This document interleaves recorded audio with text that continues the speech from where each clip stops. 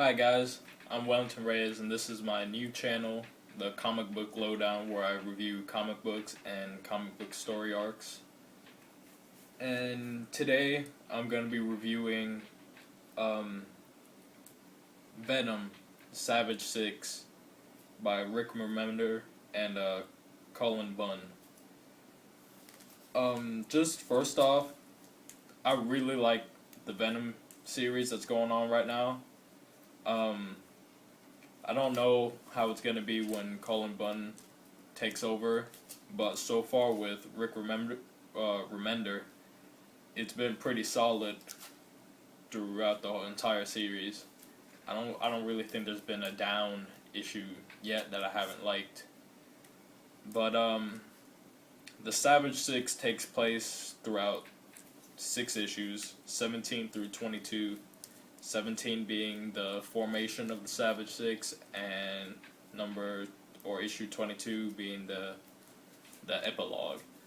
So to get started, issue 17. What I liked about issue 17 was really the story. The story and the art of this whole issue was just great. It was all about how Flash Thompson,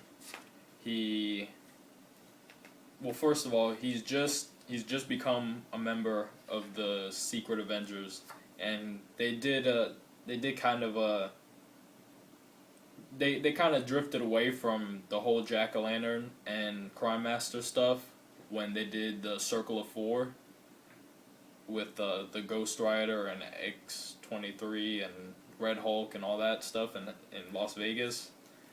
And so they're coming back to that now, and they show Flash Thompson. He's really he's contemplating how he's gonna get rid of Crime Master and Jack-o'-lantern because they're pretty much ruining his life by threatening him and blackmailing him, telling him that how he needs to do whatever they say or they're gonna kill Betty and his mom and Jessie, his sister.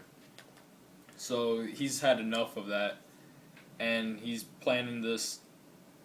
He's got this plan to go after them and just kill them. So what he does is that he calls Hank Pym for the symbiote, since the Secret Avengers are now keeping the symbiote with them, and they can just transfer the symbiote via cell phone. So he calls Hank Pym, tells him. He lies to him, telling him that it's just a criminal that the police are chasing, and he wants to help, but really he's gonna go after these guys.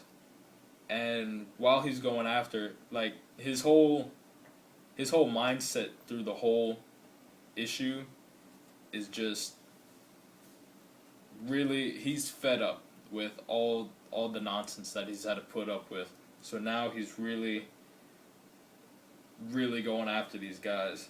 And right on his trail is Eddie Brock. So, Eddie Brock, former Venom, former anti-Venom, hates all symbiotes, wants to get rid of them all.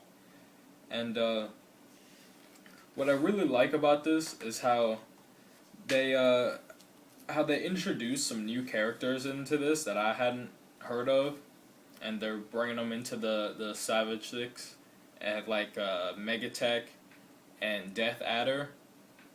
I really like those two characters, and how they used Human Fly, because Human Fly in an earlier issue, I can't remember which issue it was off the top of my head, he was just I think it was issue 5 actually, he was just some guy that Flash stopped, and then in issue number 16, they made him a more important character, and now you really think, oh, Human Fly is a serious villain in this world, and just the way that he goes about, in issue 16, not to get off of point, but in issue 16, he kind of tricks Flash into letting him escape from jail by telling Flash to allow him to leave to save his son, but he doesn't even have a son. So after that, I really started hating Human Fly. From that point on, I probably hate Human Fly more than I hated any of the villains, just because of all the stuff that he would do to Flash, and I just wanted it. Oh, I couldn't stand it anymore.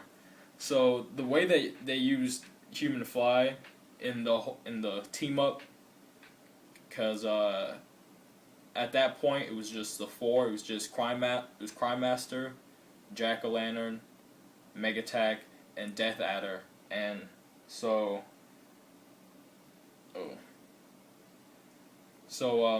Human Fly was the fifth piece of the Savage Six, so there's one more. And what happens is, where they're meeting at, Human Fly, he goes there, he meets them. Crime Master tells him how he wants Human Fly to be part of his team.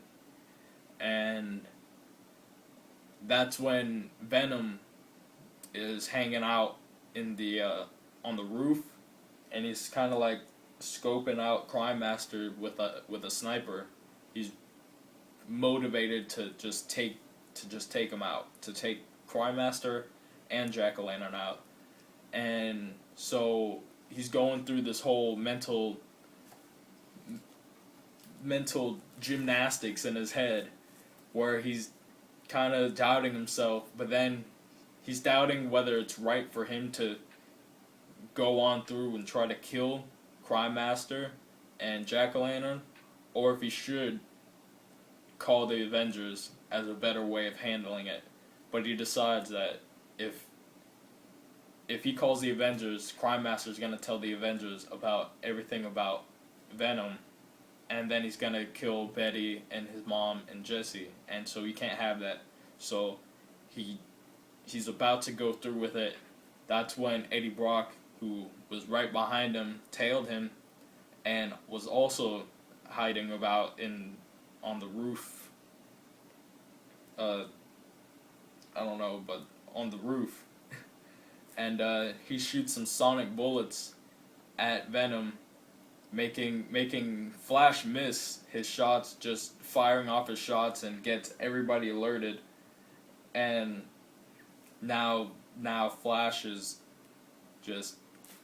Now he's wondering what's shooting at him. He notices it's Brock, and Brock is shooting some sonic bullets at him that are upsetting his symbiote. So at that point, now Crime Master knows that, or now Crime Master notices that somebody's attacking them. So what they do here is that Meg Attack makes a kind of like computer shield. I really like Meg Attack in this story arc, because just the skills that he did, that he has, just controlling like computers and everything. I thought that was really cool. I like how they introduced Death Adder in this too, with his poison claws and how they affect Flash in his mind, since whenever he gets hit with the poison, his mind just starts drifting elsewhere, and they go into more detail with that in a later issue.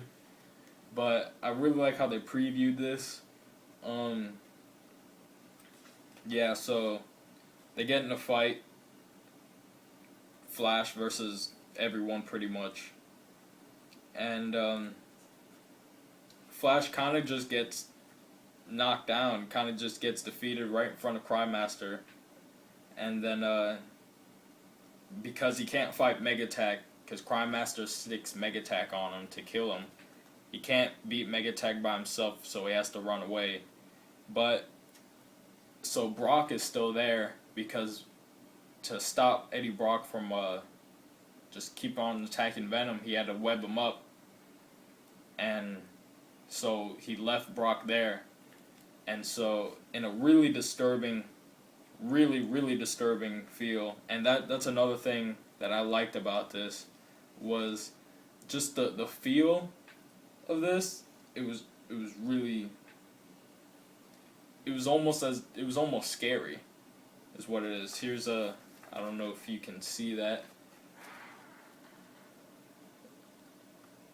panels of how they capture Eddie Brock, and then